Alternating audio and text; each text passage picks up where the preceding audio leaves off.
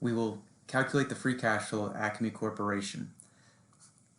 Let's start with writing out the formula for free cash flow of a single year, which is the earnings before interest and taxes times 1 minus the tax rate plus depreciation minus capital expenditures minus changes to net working capital.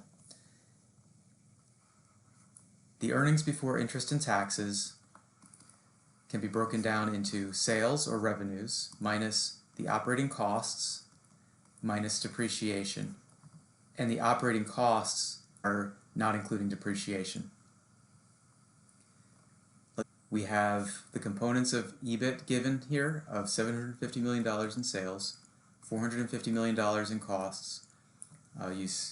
After we get those pieces, we skip down to the depreciation, which is given here of $60 million, subtract $60 million, multiply by 1 minus the tax rate. We see the tax rate given towards the end, and we add back the $60 million in depreciation.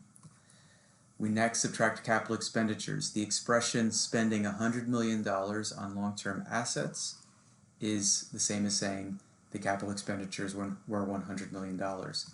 Subtract 100, finally subtract changes to net working capital. We see that the increase in net working capital was $50 million, so we subtract the 50. The EBIT in this problem will be 240.